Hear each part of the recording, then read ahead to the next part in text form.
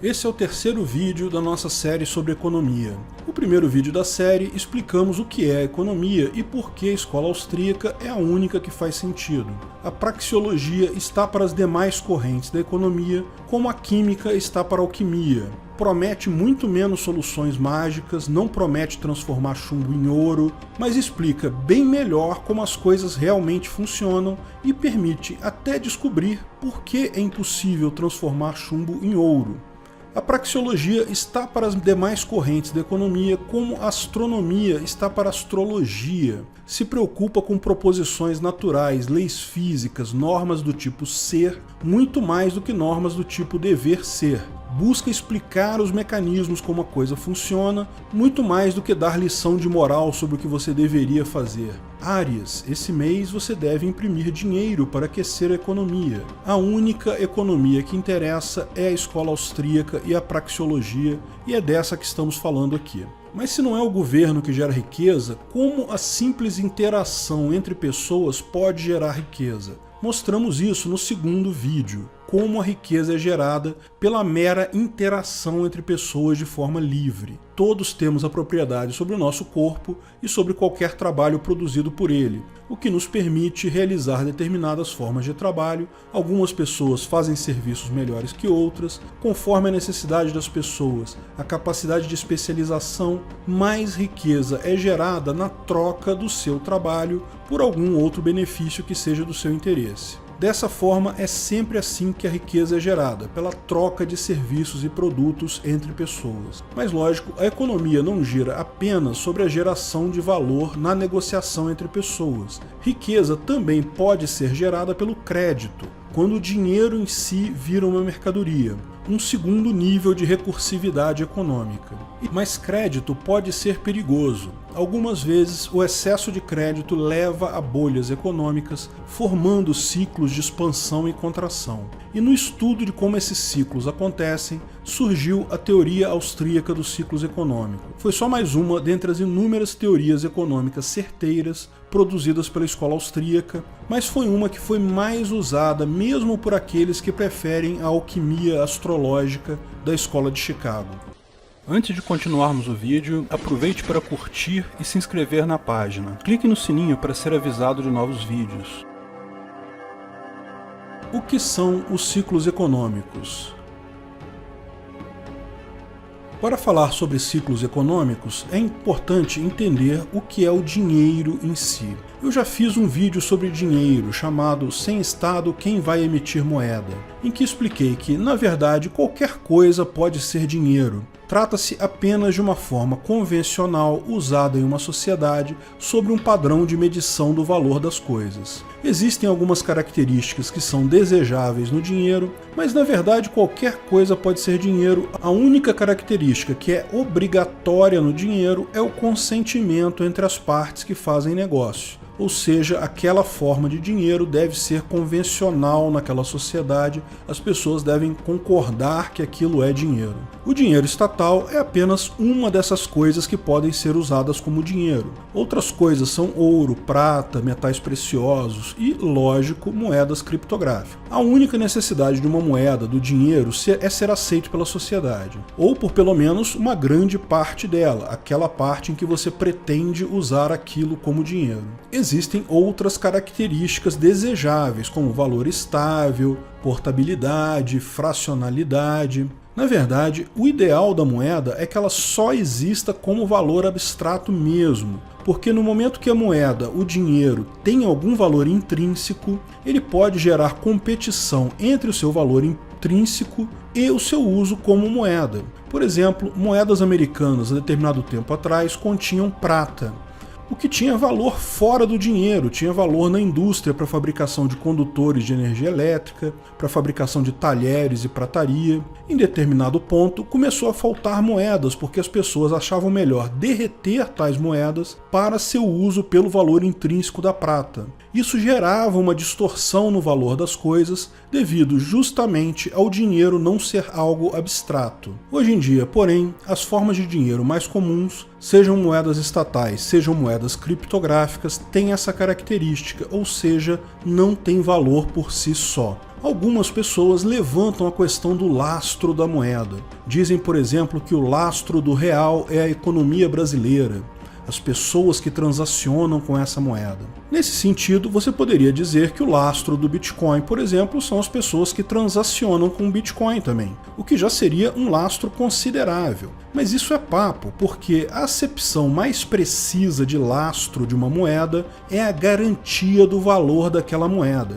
Por muito tempo, havia a chamada conversibilidade ou padrão ouro para garantia de tal valor. Você podia levar uma nota de dólar no governo americano e ele te daria o equivalente daquilo em ouro, e isso era o lastro, porque isso garantia o valor daquela moeda. Isso hoje já não existe para nenhuma moeda estatal. O que garante o valor da moeda estatal, seja o real, seja o dólar, é o interesse de políticos e burocratas de manter o valor dela. Ou seja, moedas estatais são lastreadas nas boas intenções e na capacidade intelectual de políticos e burocratas. Não sei você, mas eu não gosto muito desse lastro não. Criptomoedas, por sua vez, têm seu lastro em algoritmos matemáticos que garantem a escassez. Me parece um lastro muito mais confiável. Uma vez que temos a possibilidade de exprimir a riqueza total da sociedade, como falamos no último vídeo, como o valor do patrimônio de todas as pessoas,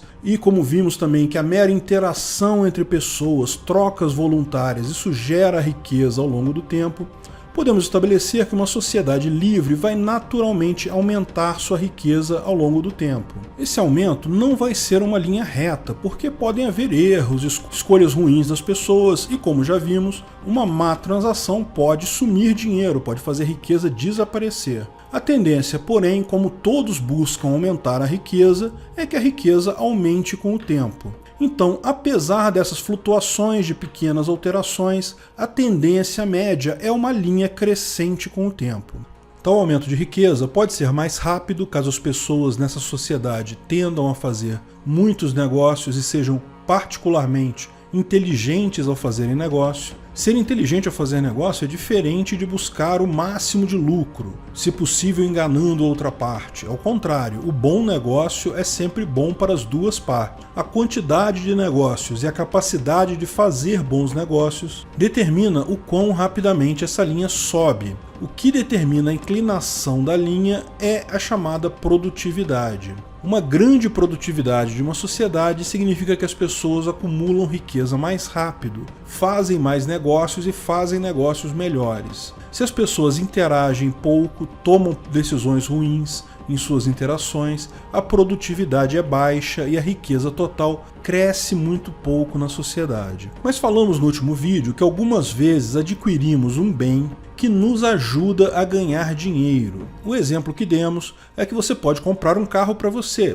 Isso torna o seu dia a dia mais agradável, portanto você já teve um aumento de riqueza total ao trocar o seu dinheiro pelo seu carro. Mas se você passa a trabalhar como motorista de Uber, por exemplo, esse carro, ao invés de ser um mero aumento da sua riqueza pontual, ele passa a gerar oportunidade de negócios. Você passa a ter várias interações com várias pessoas ao longo do dia, trocando minutos do seu trabalho e o aluguel do seu carro para atender pessoas que valorizam mais estar em determinado lugar diferente do que o dinheiro que elas têm com elas. Então, esse carro é mais do que um aumento pontual da sua riqueza, ele altera a derivada da sua riqueza, permitindo que você aumente mais rapidamente a sua riqueza com o tempo. Você aumentou a sua produtividade.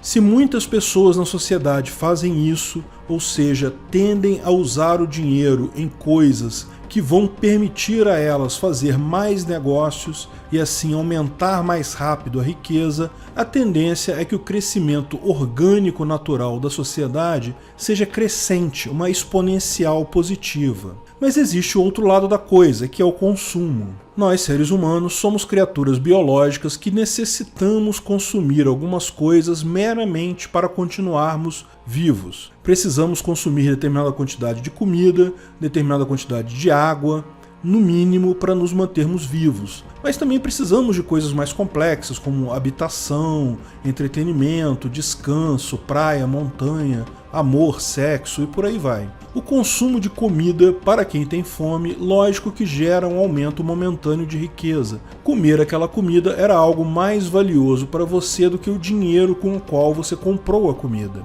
Mas é lógico que isso é algo temporário, deprecia muito rápido. Poucos minutos depois, essa riqueza deixou de existir. Em algumas horas, você vai precisar de mais comida. Mas lembre-se que, embora a gente precise, ou seja, a gente tenha uma quantidade mínima necessária para a subsistência, essa quantidade é pequena. Normalmente, o nosso desejo por consumir vai muito além disso. No final das contas, dentre as várias decisões que tomamos todos os dias, inclui o quanto vamos consumir para nossa satisfação pessoal apenas. E aqui entra um conceito praxeológico crucial, a chamada preferência temporal. Do ponto de vista puramente econômico, o melhor caminho para o crescimento da riqueza na sociedade e também para o aumento da riqueza do indivíduo é ele consumir o mínimo possível, consumir apenas o mínimo necessário para a subsistência, jamais consumir qualquer coisa por mero prazer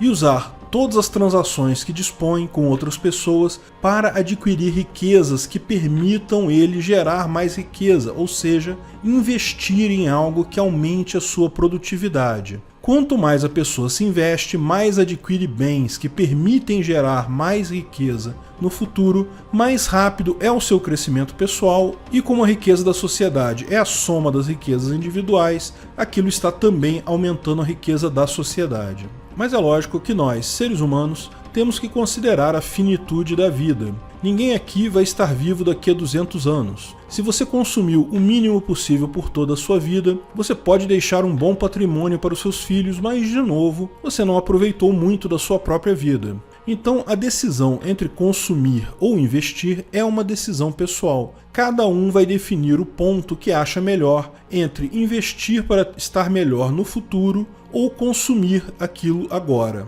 Além disso, é importante notar que o risco do investimento é significativo, enquanto o risco do consumo é bem menor. Você até pode torrar seu dinheiro no jantar e não gostar daquele jantar caro que comprou, mas é muito mais difícil acertar um investimento que tenha retorno. O resultado final é que várias pessoas, você mesmo, acaba decidindo o tempo todo entre gastar dinheiro com consumo ou investir tal dinheiro em algo que vai gerar mais riqueza no futuro. A escolha entre consumir e investir é uma característica que faz toda a diferença, tanto na vida do indivíduo quanto na sociedade como um todo. E lógico, todas as pessoas prestam atenção na situação da sociedade naquele momento. Tipicamente, quando as coisas estão bem, tendemos a consumir mais. Quando os tempos estão difíceis, naturalmente acabamos buscando investir ou poupar mais, o que faz todo sentido se você parar para pensar.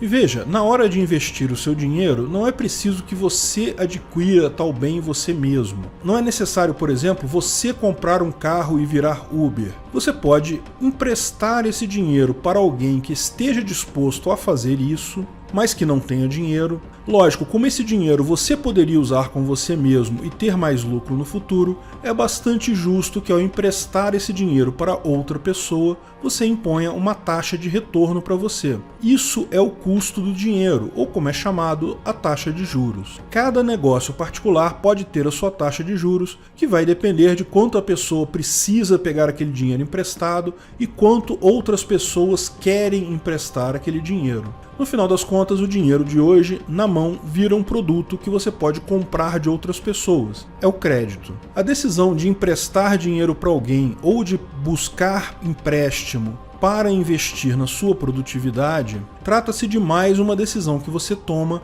buscando otimizar e especializar as coisas, ou seja, você empresta o dinheiro porque isso é marginalmente melhor para você. A pessoa que pega tal dinheiro emprestado também paga o custo de juros porque isso é melhor para ela do que ficar na situação alternativa. Pegar dinheiro emprestado para investir em alguma coisa que vai dar mais lucro amanhã é algo bastante razoável. De fato, é algo muito positivo, porque como a curva tende a aumentar com o tempo, você está adiantando um ponto futuro da curva, benéfico para você e para o seu credor, benéfico para toda a sociedade. Não vou entrar em muitos detalhes aqui, mas é óbvio que pegar dinheiro emprestado para consumo é uma má ideia. Lembra que a curva do consumo tende a uma desaceleração da produtividade. A menos que seja para pura sobrevivência, você pegar dinheiro emprestado para consumo, você só está encarecendo seu consumo e diminuindo sua produtividade.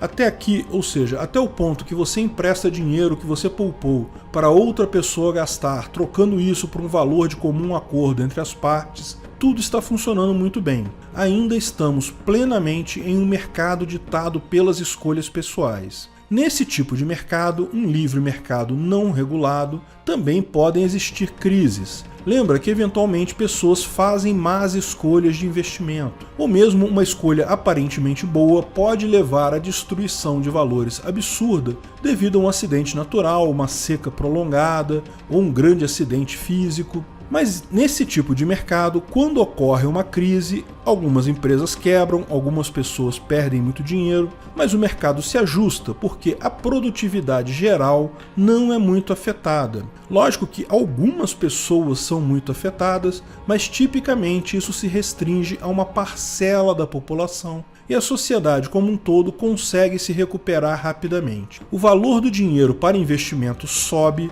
as coisas ficam mais difíceis, as pessoas tendem a gastar pouco em consumo, a poupar mais para investimento. Isso acaba ajudando a reparar o problema e tudo tende a se recuperar com certa facilidade.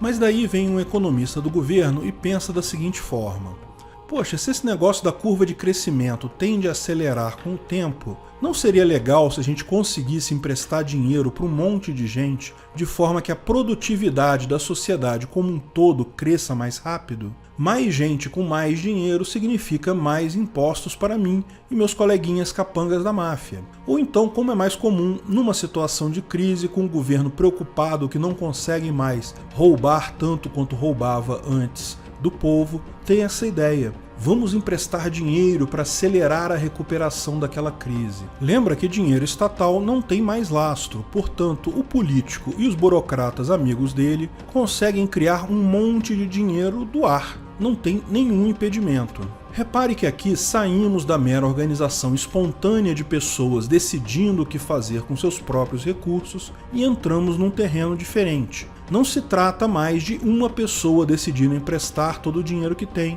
Trata-se de alguém que tem poder sobre o próprio dinheiro em si, usando violência para obrigar pessoas a fazer determinadas coisas. Essa entidade mafiosa que tem o controle sobre uma das moedas mais significativas na sociedade pode tomar ações como essa. Suponha que até com boas intenções o governo tenha interesse em acelerar aquela curva de crescimento natural derivada das transações diretas entre pessoas voluntárias. Para fazer isso, como ele é o proprietário do dinheiro, ele simplesmente manda imprimir mais dinheiro e emprestar para determinadas pessoas. É importante ressaltar que usamos o termo imprimir dinheiro como uma analogia. Não significa, na prática, imprimir notas de dólares ou reais. A maior parte do dinheiro estatal hoje em dia já é virtual, só existe mesmo nos computadores dos bancos como os dígitos lá num computador. Menos de 3% do dinheiro todo do mundo existe como dinheiro físico, como notas e moedas. Imprimir dinheiro, nesse caso, é apenas uma analogia visual, mas o efeito é bem claro. O governo autoriza o Banco Central a emprestar dinheiro para determinados empresários. E de onde vem esse dinheiro? De lugar nenhum. Foi dinheiro criado pelo Banco Central ou pelo governo do nada. A expectativa do governo é que esse empréstimo para empresários experientes e capazes faça a economia crescer mais rápido, porque vai ter um impacto na produtividade. Mais gente agora vai ter o poder de acelerar a sua produtividade individual e isso acaba melhorando a produtividade de toda a sociedade. Mas tem um problema aqui. O dinheiro, como já falamos, não tem valor por si só. Ele só vale como um valor convencional para balizar as trocas. Se você aumenta a quantidade de bens e serviços em uma sociedade, você aumentou a riqueza dessa sociedade. Mas se você aumenta só a quantidade de dinheiro, isso não aumenta a riqueza. Com uma quantidade maior de dinheiro significa a exata mesma quantidade de bens, serviços presentes na sociedade, o que acontece agora é que o valor do dinheiro é menor. Você precisa de mais dinheiro para comprar a mesma coisa, ou seja, imprimir dinheiro gera inflação. Isso é tão óbvio e claro que não há nenhum questionamento sobre isso. Mas lógico, quando o governo aumenta o dinheiro em circulação, ele não faz isso dando dinheiro para todas as pessoas. Se ele fizesse isso, causaria apenas a inflação. Mas não, ele faz isso emprestando dinheiro novo para determinadas pessoas ou empresas. Isso gera dois efeitos. Primeiro que, na verdade, isso implica em diminuir o valor do dinheiro de quem não recebeu dinheiro novo do governo. Você que não é amigo do poderoso chefão, perdeu o dinheiro aí. Mas isso aumenta a quantidade de dinheiro daqueles alguns escolhidos. Então há uma concentração de renda sempre que o governo imprime dinheiro dessa forma. Pois é, sabe quem é o culpado da altíssima concentração de renda no Brasil? É o governo e suas políticas expansionistas de crédito e emissão de dinheiro. É sempre ele. Mas além disso, isso mascara o efeito inflacionário por um tempo, porque leva um tempo para esse dinheiro ser dispersado até atingir toda a sociedade, e isso levar a um novo patamar de valor das coisas. A pessoa beneficiada, o amigo do mafioso, vai comprar coisas com aquele dinheiro. Para ela, tudo ficou barato agora. As pessoas que fizerem negócio com ela vão estar recebendo muito mais encomendas que o normal, então estão ganhando mais dinheiro agora. A demanda maior aumenta o preço dessas mercadorias inicialmente buscadas pelo beneficiário original. Essa segunda leva de pessoas agora que também tem dinheiro vai comprar mais coisas. E assim essa onda monetária começa a se expandir até englobar todo o mercado. Todas as coisas se tornaram mais caras agora. Mas é importante lembrar que não é só isso que acontece também o fator psicológico da coisa. Para as pessoas próximas ao derrame de dinheiro, as coisas ficaram boas. De fato, elas têm agora mais dinheiro e começam a investir.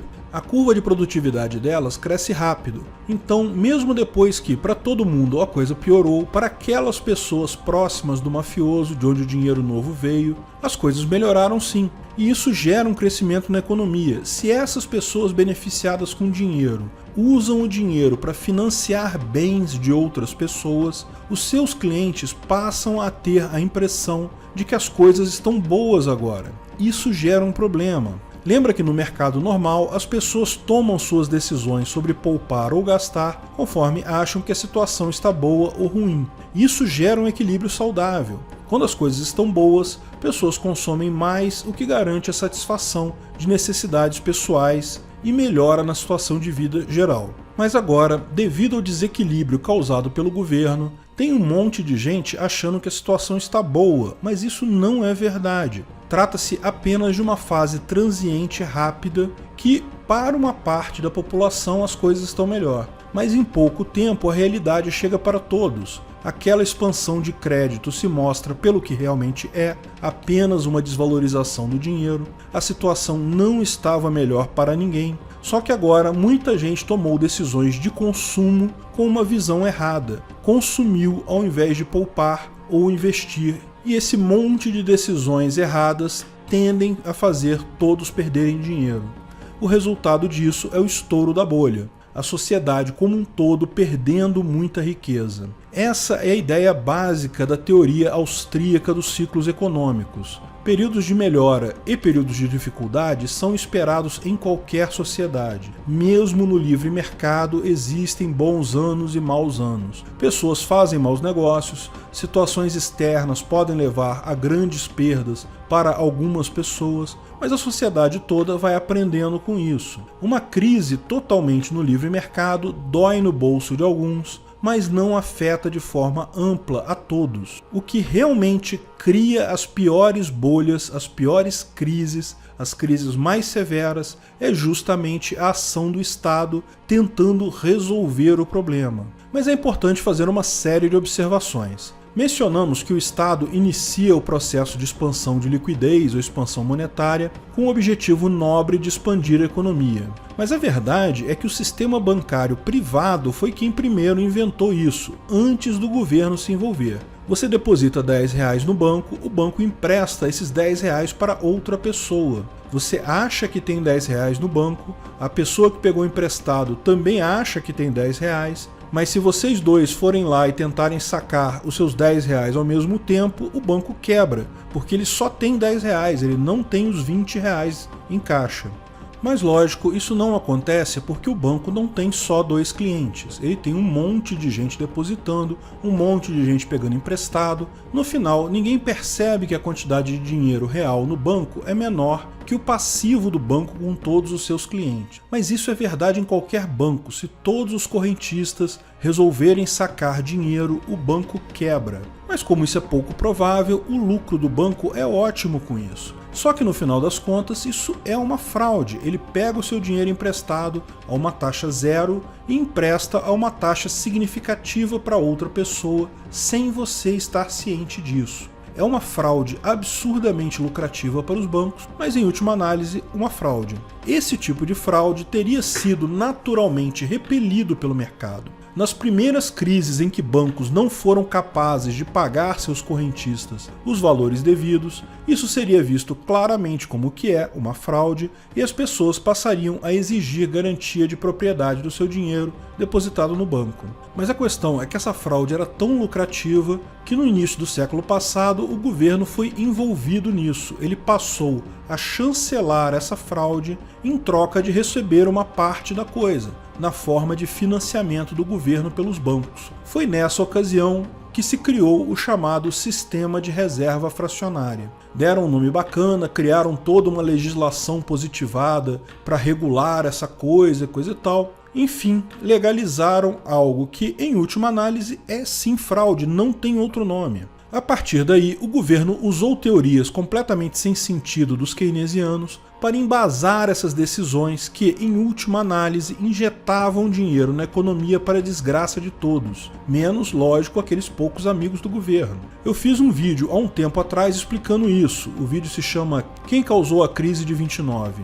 Embora tal obscenidade tenha sido gerada por banqueiros gananciosos, se deixada na regulamentação direta do mercado, ela rapidamente acabaria, se tornaria só mais uma fraude, como tantas outras. Foi o apoio do governo e de alquimistas astrólogos que se acham economistas, os keynesianos, que fizeram tal dano se arrastar até hoje. Também é importante notar que a expansão monetária é sempre danosa, mas nem sempre resulta em inflação. Ela resulta em inflação se a preferência temporal das pessoas é alta, ou seja, se elas preferem gastar muito em consumo ao invés de poupar. Se a população tem uma preferência temporal baixa, ou seja, quer poupar, o que acontece não é inflação, é o aumento artificial do valor de ativos, como ações de empresas. O fato é que ao tentar evitar as crises naturais, ao tentar mitigar os efeitos de uma crise anterior, ao injetar crédito na economia, mesmo que com boas intenções,